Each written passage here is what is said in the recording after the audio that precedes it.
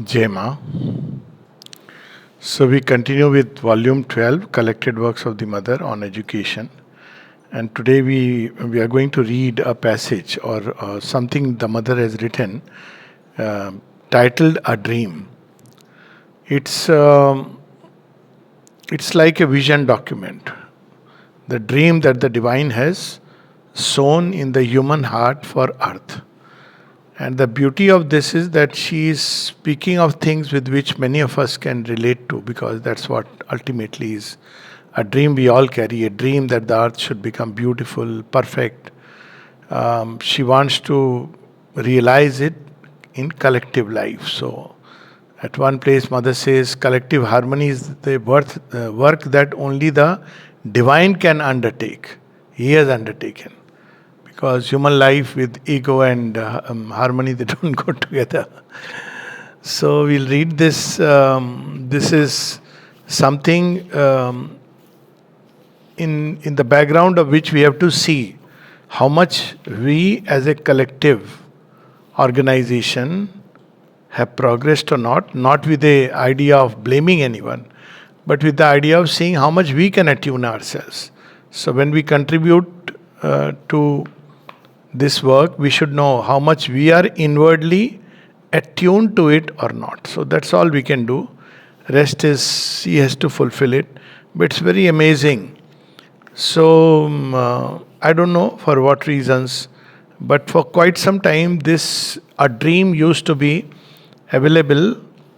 If you went to Auroville, you saw this a dream by the mother, that this is the dream for Auroville. Uh, for some time I thought that that's how it is. It's something very beautiful, and then I read that this document has been written way before the formation of Auroville. In fact, before the supramental manifestation, it was written, came out in the bulletin of Sri Aurobindo International Center of Education in August 1954. And it is a dream where she specifically mentions the ashram. So it's not only a dream of Auroville. I'm not saying it's not a dream for that, but it's also a dream for the ashram. And that's what we can see, that ashram is the first prototype where she has tried to manifest this dream. Why we say tried to? Not because it will take place one day, but it's on the way towards its progress. Auroville is the next project, and eventually the world will tune itself to this dream, today or tomorrow. But most importantly, that in our own life, if we can manifest this dream or help in, collaborate in its manifestation, life should be so much more beautiful, which is what we all aspire for. A dream, there should be somewhere on earth a place which no nation could claim as its own. That's one reason why Mother didn't want any politics. Not only in ashram, also in Auroville. There is a handwritten note of her. She didn't want governments to interfere in Auroville, because the moment government comes in, there is an angle which comes in. And it invariably, because each one is not about somebody being at fault, it's just that the agenda, every group has its own agenda, government has its own agenda, each party has its own agenda, and why not? I mean, it's their way of looking at things. Institutions have their own agenda. Like institutions may be built around, as we know that how Christ was doubly crucified. First on the cross, second by Christianity. I mean, it's now a well-known thing, because his teachings were lost and buried.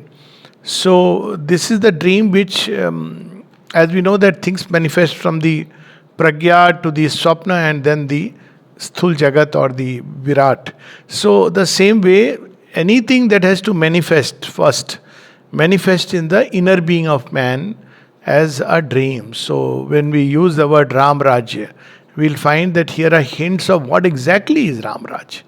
Because each one has, we have the word Ram Raj. What does it mean? Each one has his own interpretation.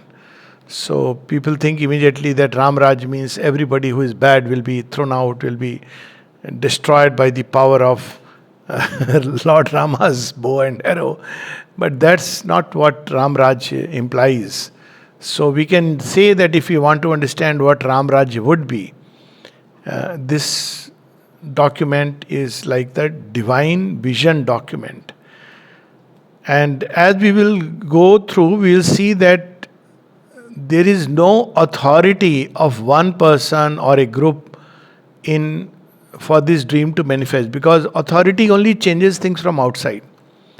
For this dream to manifest, each one has to awaken. That's the problem or the challenge.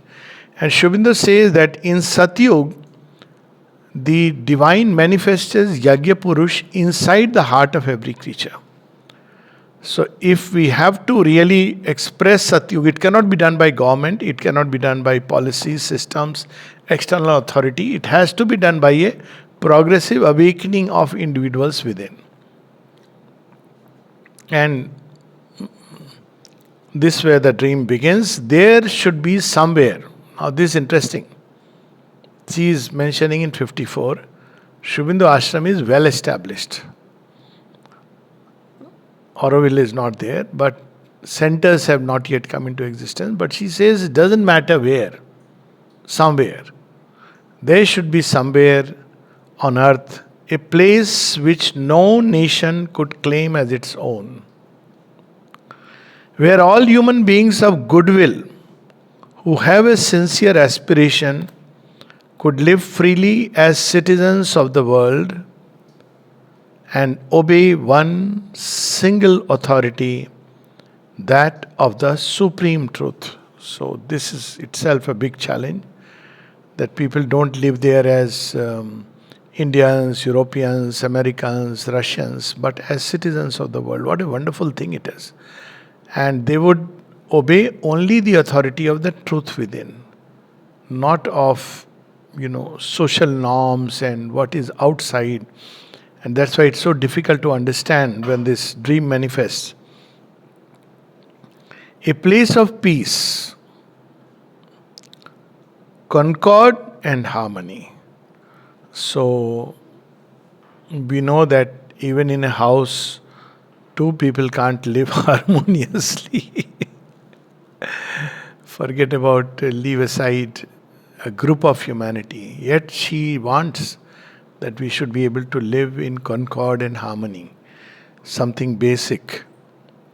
Where all the fighting instincts of man would be used exclusively to conquer the causes of his sufferings and miseries.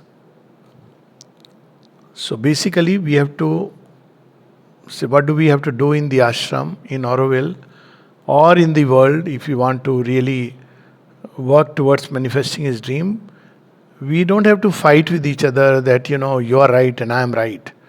People who live with the idea of right and wrong have this big problem. There is a whole very interesting line in Savitri, which is Shubindu describes after a very difficult passage in a canto, book 7, canto 2, when Savitri looks at all the world possibilities and she sees its very opposites also are there. Man harbors dangerous forces in his house. And then she uses the word emanation. He uses the word emanation creator. How he tries to destroy. So what is emanation creator? Emanation creator lives with right and wrong. There are no grays. He draws a line. And right and wrong. So he puts things in two slots. Good and evil.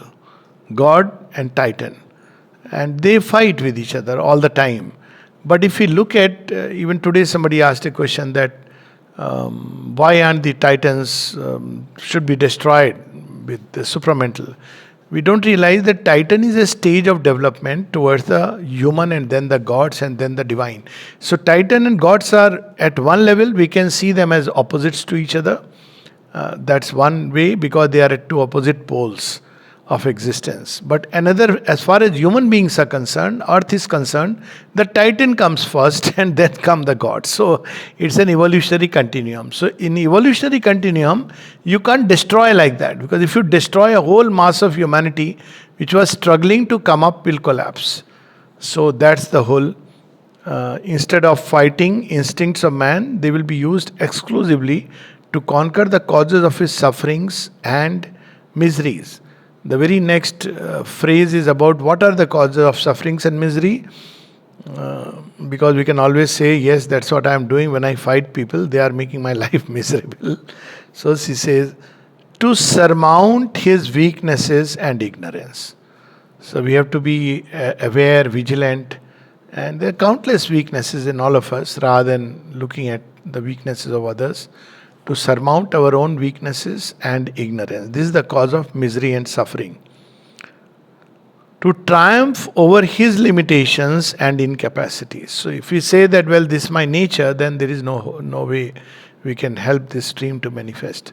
Well, right now it is my nature. I may not be able to, even when we say I cannot understand Sri Aurobindo. So I have declared an impossibility.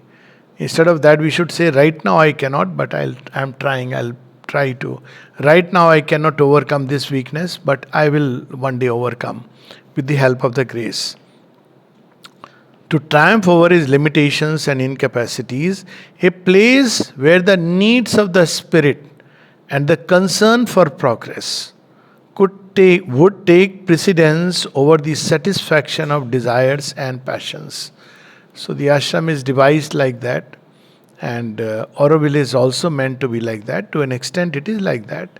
That its freedom does not mean that it's a place where I can just freely, unbridled way satisfy my desires and passions. Rather, I have to conquer them if I really want to conquer. So when we look at super comfort places which have been made in the name of even Auroville, we had that place where all the wonders of the world were represented, and 5-star luxury hotel kind of accommodation.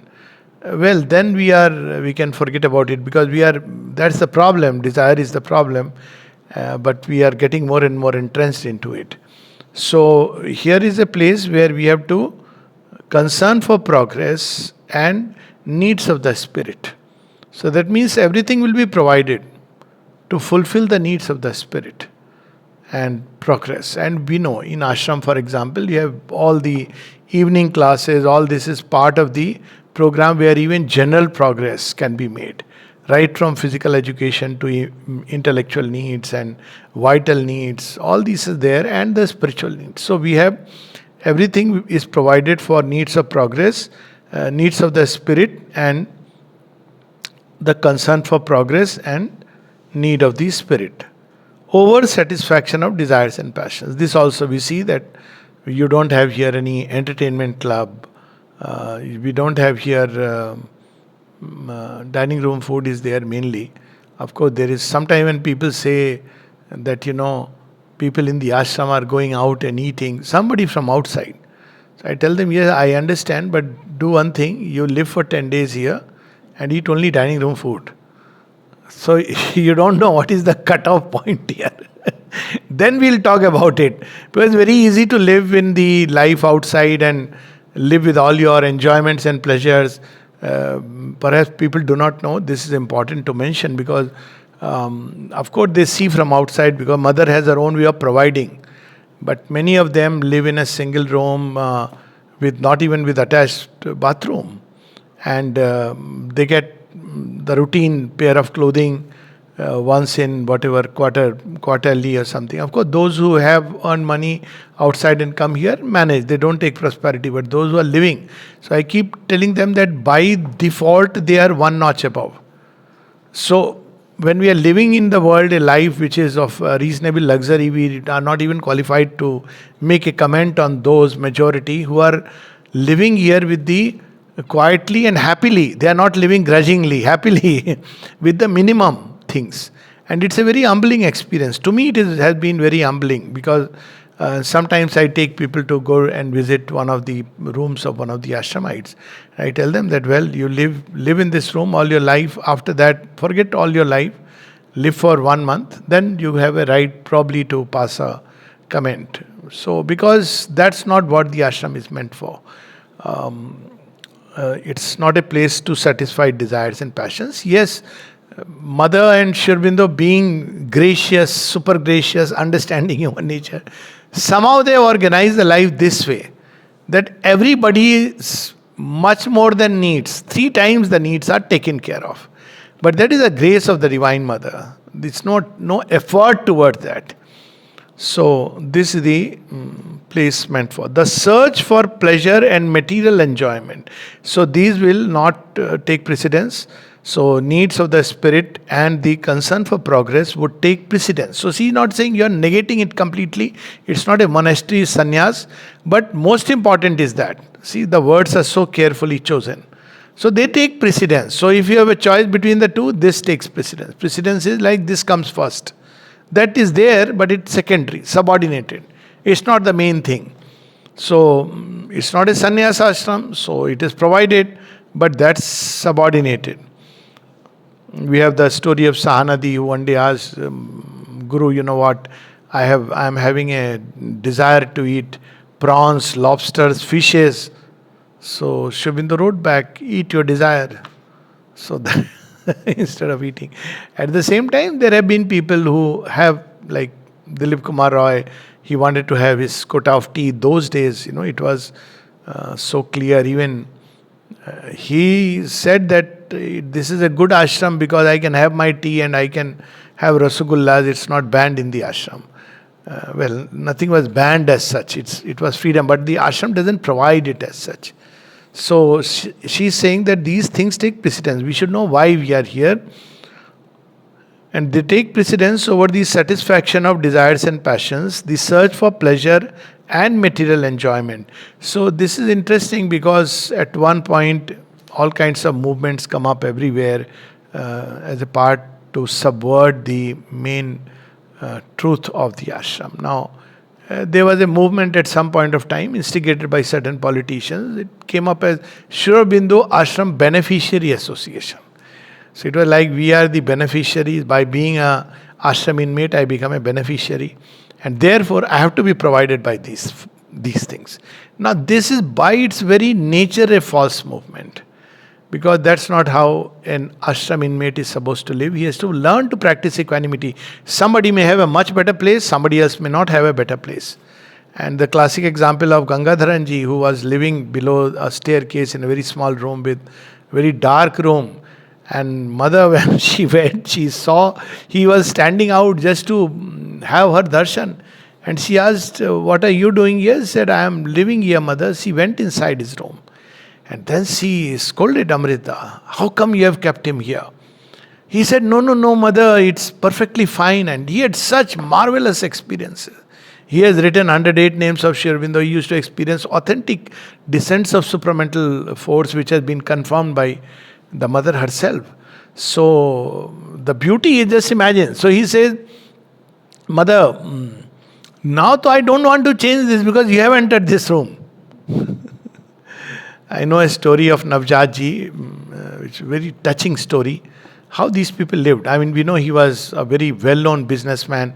That's why people speak all kinds of nonsense. They see some aspect, something, and they have a habit of speaking.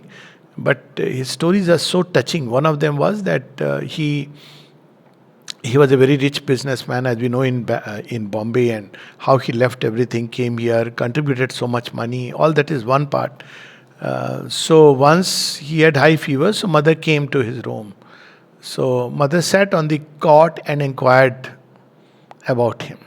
So after the mother leaves, he made that cot into, now it's mother's asan. I can't sleep on this. And he started sleeping on the floor. So that kind of people who could just give away, anything and everything. Once he told mother, I am able to remember you most of the time, but I am not able to remember you during during eating. When I am eating, I am not able to remember you. So she asked that, are you eating alone or are you eating with people? She said, with the family. Then mother kept quiet. He understood. He started eating alone. Now you see, these people have gone and shown the way. Now things are different, of course, whatever be the reason. But this need that now, for example, we should have a high-tech, nursing home or a hospital facility. Actually, when nursing home actually came, mother was hesitant whether we should even need a nursing home or not. Because for that, there are hospitals outside. But then she said it should be a place where people can, real rest and they could feel well. It was not meant for a, super specialty kind of care, because that's available outside. If then it's a different life. You earn money, you can afford go to a corporate place, but here the needs of the spirit were much more important. So people looked at it in that, and sometime when you meet those old timers, now very few are left, and I always suggest meet them and talk to them about the life then. Dhara is in a very nice position that way. It's a grace. Some of us had the privilege. I had. When you connect and you hear about the life, ashram life, then it's not about the crowd and all. That's not important, but how they have lived and shown the way. So this is where one has to remember what this place is meant for. This place is meant for the growth of the spirit and not for satisfaction of passions, desires. All this is there as this part of life, and it'll come up, and all that is known, but it'll be always subordinate. It will never take precedence. That one is living for that. So, in this place, so you see, she had in 54, children were already here. So she is already conceiving. School had started in 51. So, what about children? In this place, children would be able to grow and develop integrally without losing contact with their souls. The biggest challenge. And you can't do it with a handbook of psychic education. Just not possible. Somebody who is in touch with his soul can awaken others. That's how in Gurukul they used to do it. In Gurukul, how they would ask, there are so many dialogues of one guru with the disciple, and how the disciples would understand a very profound truth just in the form of story or question answers. So this is important, that the touch of the soul is so important. She described free progress system as a system which is as an education, not a system. It's not a system, as an education which is guided by her soul. So the Swadharma aspect comes in. That's how with Taradi she said, because she was not very fond of studying. So at 15, mother asked, but she has asked so many questions, maximum questions. So mother asked, what are you interested in? She said, photography. Okay. So do photography.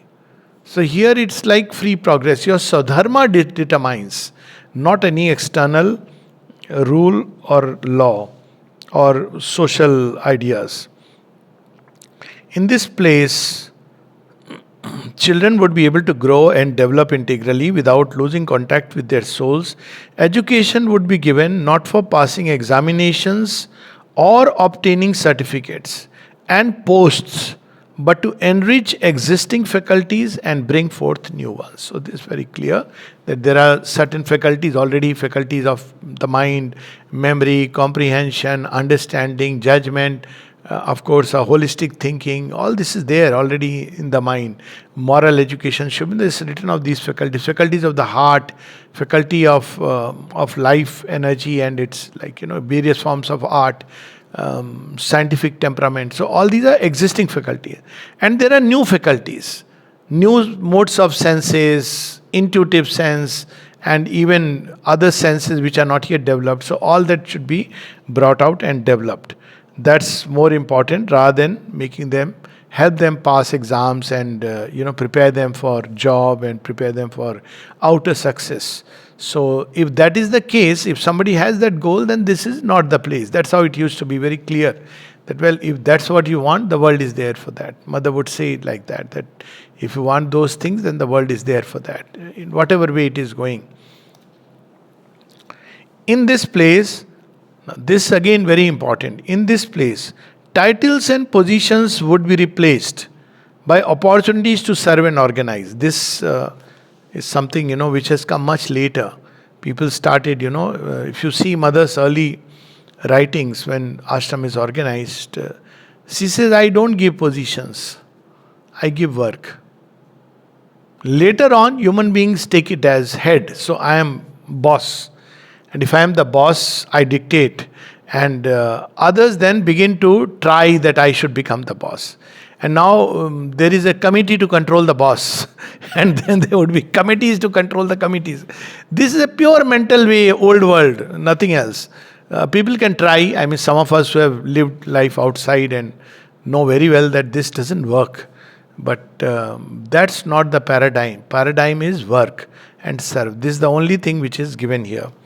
So, very clearly, she says in this place, titles and positions would be replaced. So, there are no titles and positions. There are work in this department. Quite naturally, somebody, takes care. It was the word used was in charge. So, in charge is a simple and nice word. Dining room in charge. So, nothing like he is the head of the dining room. He is the almost like a authority and all that. So, opportunities to serve and organize. The bodily needs of each one would be equally provided for. So it's not a sannyas ashram. So bodily needs of dress and soap and hair oil and even spirit used to be given to clean things. So, so all that is provided for. Dhoti, fatwa. I don't know now they make fatwa or not, but it's a lovely dress. Fatwa used to be a kind of not a t-shirt, what shall I say? It's like a banyan, but with arms like this. So I used to love it. I saw, and it's something unique. Now I have seen some kurtas here and there people make like that. But when I came, the one thing which I got made was fatua. This is so nice. You wear, it's really very nice. It really looks nice also, honestly. So people used to wear the fatua and the dhoti or or the half pant. Dyoman Bhai, yes, very true. All the time you would see. And now of course, things have changed, but the point is not attachment to fatwa. But what is important is that the bodily needs are taken care of, whatever you base. And there I feel that, you should upgrade that way, that, whatever is needed, because those things change. But what is important is that bodily needs of each one would be equally provided for, and intellectual, moral, and spiritual superiority would be expressed in the general organization, not by an increase in the pleasures and powers of life, but by increased duties and responsibilities. So, if you are good, then you will be given more work, and mother will arrange it. Again, Navjot used to say that the mother would, if you have done a work and you are doing it well, she will give you more work. And it will be of different kinds of works. And he would say it's like high jump. If you have jumped 4 feet, then it's not like she'll say, okay, very nice, you relax. Like power and position, intellectual superiority, those people get more comfort, the judges get more comfort, the president will get super comfort. Here is the other way around. So if you are more capable, then your duties and responsibilities will increase. So you would say that then if you have crossed 4 feet barrier, 5 feet, more challenging works will be given to you. Until all life will become her work and her service. Everything will become her work and her service. So she says that an intellectual, moral and spiritual superiority would be expressed in the general organization, not by an increase in the pleasures and powers of life, but by increased duties and responsibilities.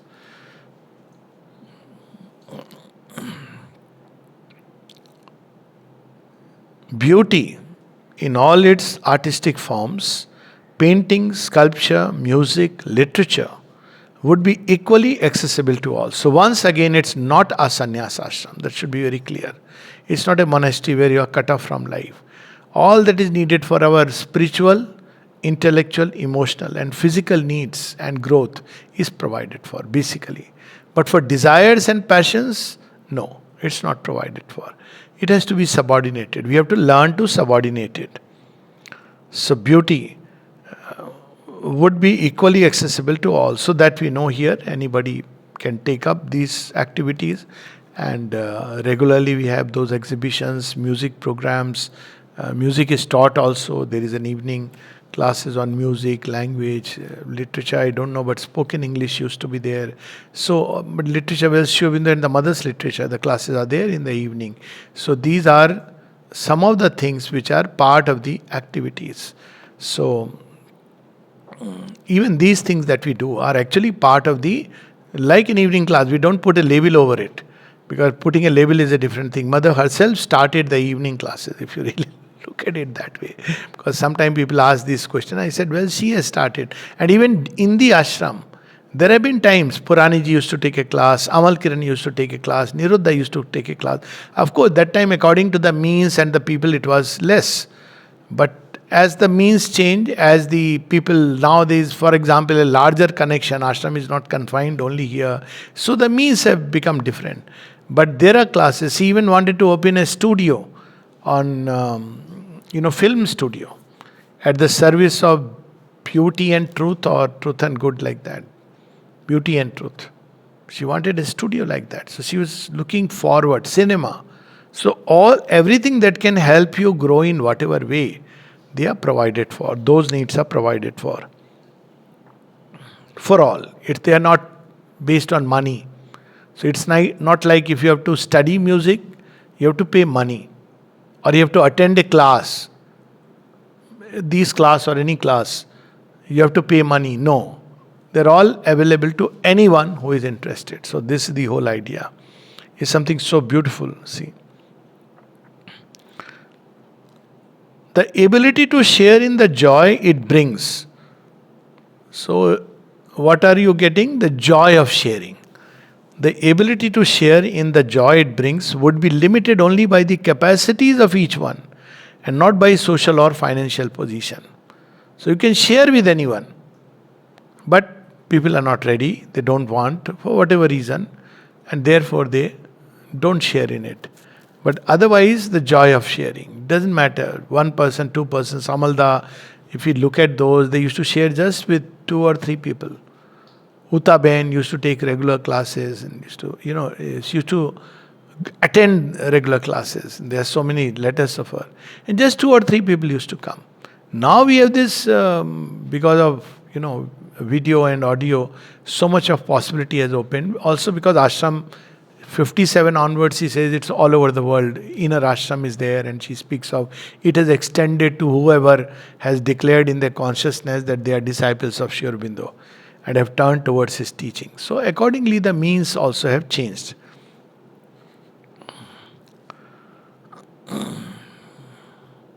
For in this ideal place, money would no longer be the sovereign lord. So this is one reason why I feel very personally both these things. One is that these things, program that we do here, I look at it as part of the extension of the ashram work, because when you look at this vision document, then it comes as part of that, because it's spiritual needs, intellectual needs which are going out. But the moment you put a price tag to it, then it's no more, it does not serve the purpose. So there cannot be any money with regard to, you don't have to sign up through a program. So people often say, how will we run? Well, if you don't have the means, don't run. Share it freely.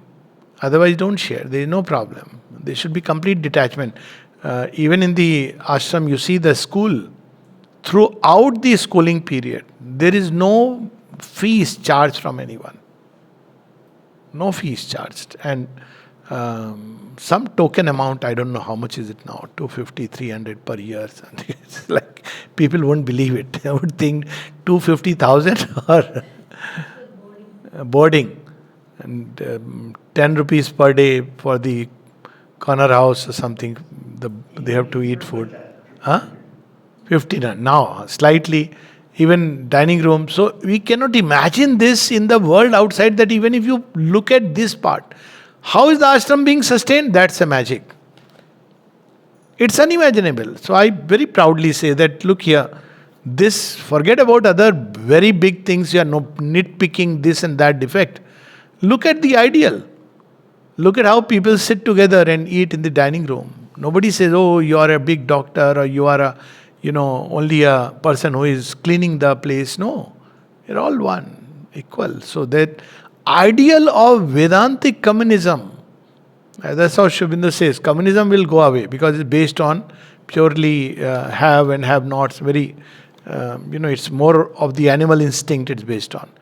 And then she says, if ever communism has to establish here upon earth, it will be along Vedantic lines, where the self is one and equal in all, and then its manifestation, there is a gradation, difference, hierarchy. But this hierarchy does not mean external pleasures, more comfort. So that's something very beautiful. So first time I remember traveling with Dyuman Bhai to Gloria. I didn't know, he used to call me suddenly in the room and would say, I am very fond of you. And I thought, he's probably some ashramite and so happy. I didn't never bothered who is a trustee and all that. I didn't know what is a trustee. And then he told me, you come tomorrow with me to, Gloria Land. I didn't know what is Gloria Land.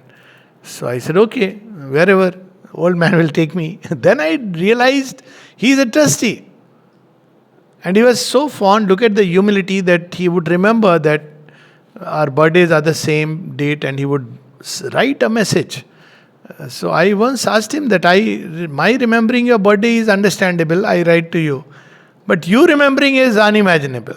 And what a humility these people had, that once I made for him a card from a newspaper cutting of the mother's picture. So imagine what it would be, but I liked it because the mother's signature was on it. Means print. So I stuck it, made a card and sent. And he wrote back, he said, it's so rare to see the mother's signed picture these days. And I'm so grateful. I mean, somebody would be having. So this is the path they have shown. Now, of course, our people look at it differently. But this is the yardstick of the ashram. And that's how one has to see. So, for in this ideal place, money would no longer be the sovereign lord. Individual worth would have a far greater importance than that of material wealth and social standing. So, nobody knows here that, who has given more money. The people who give regularly offerings and people who have given a lot of money. But based on that, you are not supposed to get privileges. But something else which operates. So, it's not based on, it's neither flattening of equality, nor it is like based on the money and the social position.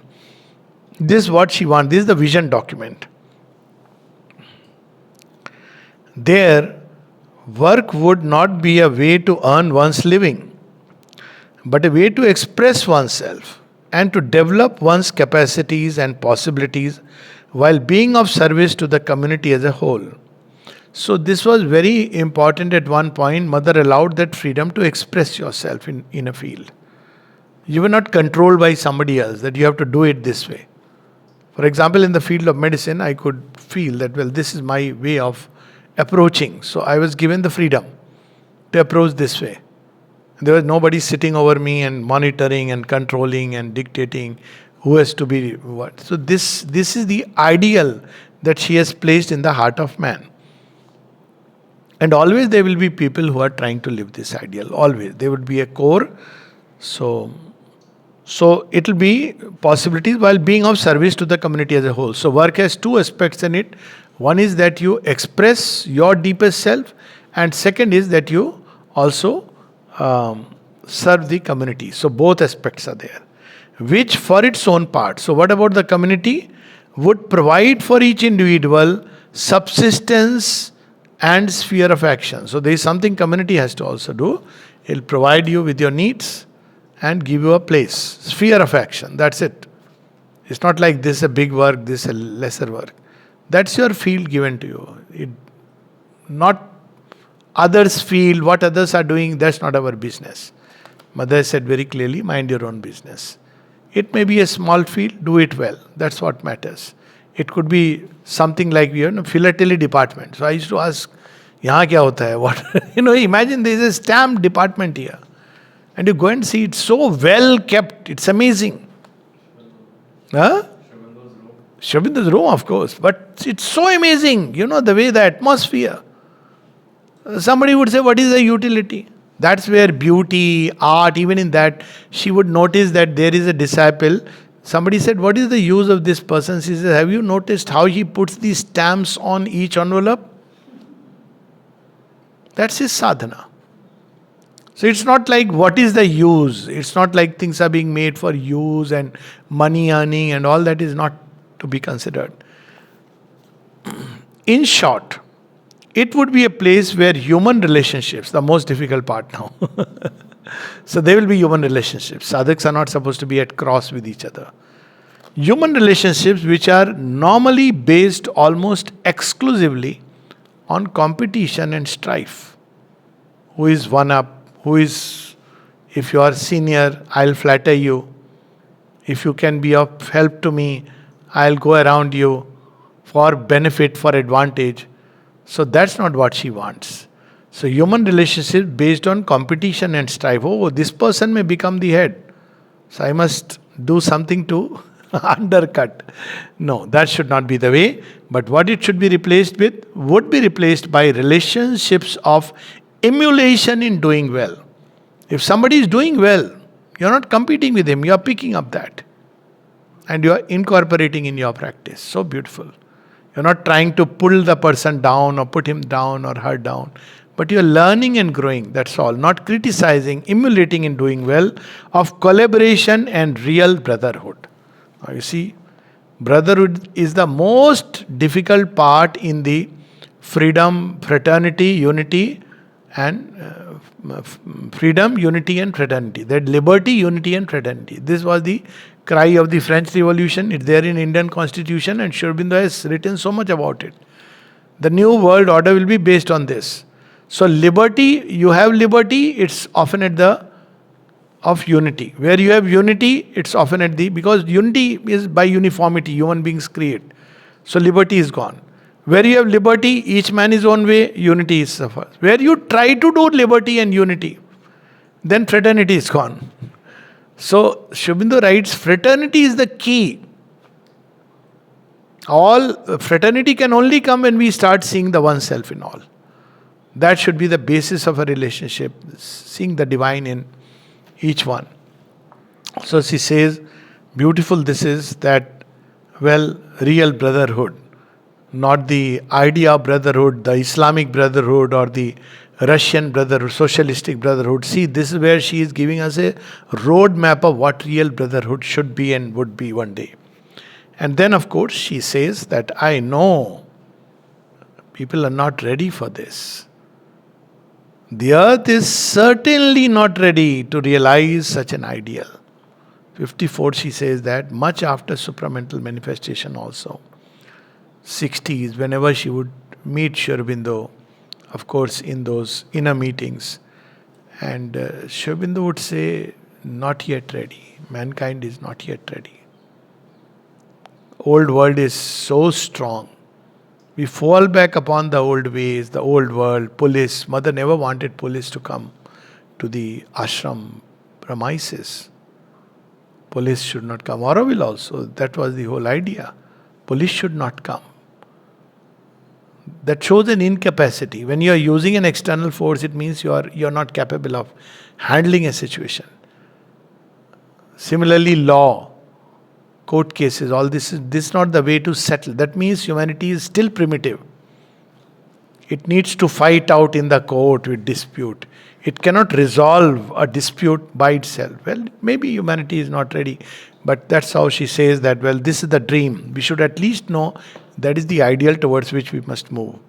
For mankind does not yet possess sufficient knowledge to understand and adopt it, nor the conscious force that is indispensable in order to execute it. That is why I call it a dream. So first we don't know what is the other way. If not this way, if not through courts, if not through police, if not through doctors, these are the three things which should go away in the new world. What is the other way? So we don't know. But we should search. Because if we say we don't know, therefore we are no, then that means we are discarding the dream. If we say that we don't know, but we want to know, we have an aspiration, then the means will be provided, the knowledge will come. Because that's the basic thing. Aspire and you shall find the way. In whatever field it is. So one is that we don't know. Second is we don't have the force to execute it. For example, if you have to settle a dispute, how would mother do it? There are some very interesting instances. One of them I remember. Somebody complained about someone. And this someone complained about this person. One is that she would see with her own vision. She called both of them, said, sit in front, now you tell. Not as a CBI investigator. You say, you speak. Now you see, her consciousness is such that you can't tell lies. Though people told lies even in front of her, and she tells, I know he is telling a lie. So if the consciousness is so developed, then it is possible. But human nature has to understand. So human beings have to understand that they have to discover the force that is indispensable in order to execute it. And we don't yet have it, that's why she calls it a dream. But this is going to come. Not having it means, well, there would be some others who will find a way, because there are people who are seeking. I remember sitting inside a hospital and my heart was crying, this cannot be a way. There has to be some other way. I don't know whether I have found the way or not, but definitely that seeking, there's this pumping medicine, cutting a part and, running to a emergency. This cannot be the way. There has to be some other way for healing to take place. At least one begins to understand, and then the power also begins to develop. So this is where she is using the word, it's a dream. And yet, so she says that it is still far, and yet this dream is in the course of becoming a reality. So there is the great assurance. Who will collaborate? Who will not collaborate? That's where perhaps the difference between the inner ashram and the outer ashram comes. So inner ashram, I suppose, are those who are really trying with all their limitations to manifest this dream, to collaborate. And this is the outer ashram where for various reasons people are there. But they are continuing with the old way of life and they believe in the old methods. So she says, that is what we are striving for in Sri Aurobindo's ashram. There is something so beautiful. She is not using the word Sri Aurobindo ashram, she is using the word Sri Aurobindo's ashram. It's his ashram. In 54, she wants everybody to understand. Otherwise, people have a tendency, okay, now whose ashram? It is Sri Aurobindo's ashram. Of course, 55, she made a trust. So handed over the dream to humanity. Basically, it means that now through evolution, you have to discover ways and means. How you do it? Her help is there with all who sincerely want to manifest it in whatever field they are working.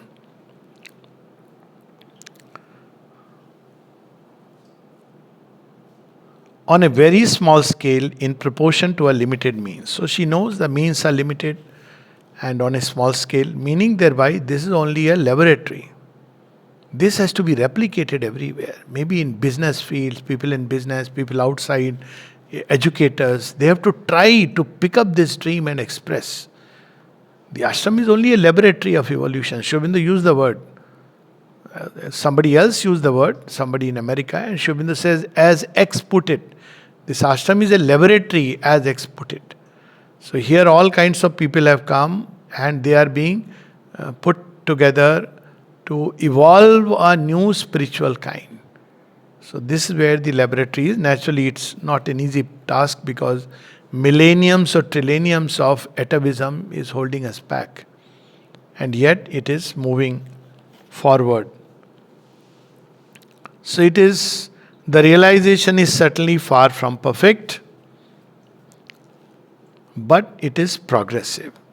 That's where the hope lies. If you see things cross-sectionally, you will say, oh, this is how it is. It's not a utopia. Utopia, there is no ready-made utopia. But if you see horizontally, then you will see that, well, it has to move in that direction. Little by little, we are advancing towards our goal, which we hope we may one day be able to present to the world as a practical and effective way to emerge from the present chaos. So it's a model laboratory. How long will it take? We don't know. But we hope that next year is Ashram's centenary. And this year, I believe Sri Krishna and Sri Aurobindo's birthday fall on the same date. Janmashtami and 15th August. I have been told, I have not cross-checked. If it is so, then it's very interesting Obviously not just a coincidence, because 100 years of the ashram means 100 years of Siddhi Day, when Shri Krishna fused with Sri Aurobindo. So if it is true, then it will be this year Janmashtami. If it is true, it is true. My Avilash confirms it is true.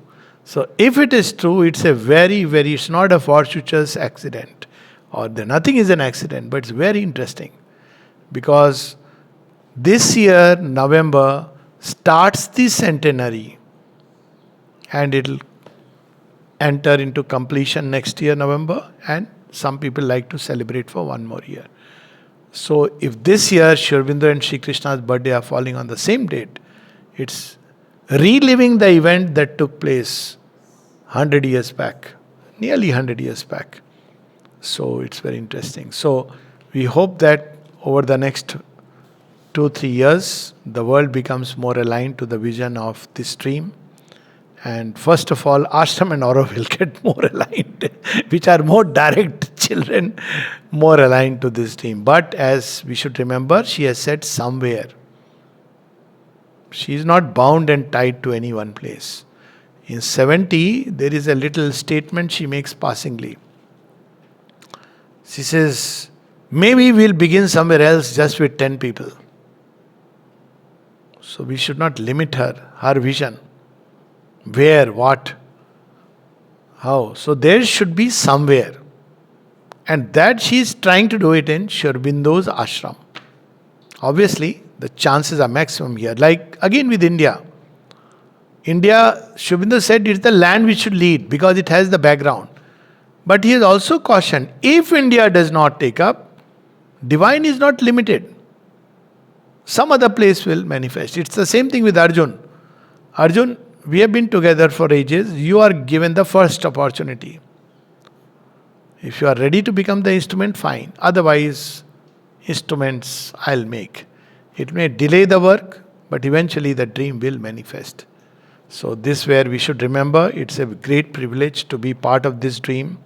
In whatever little way, if we can put in effort, if the Divine Mother pouring all her Shakti, she says, we are far from it, but little by little we are moving, and she is ready to work with such patience, infinite patience, then we as her children, even that little squirrel's effort, we should put in. But this is the direction, it's the vision document for all of us.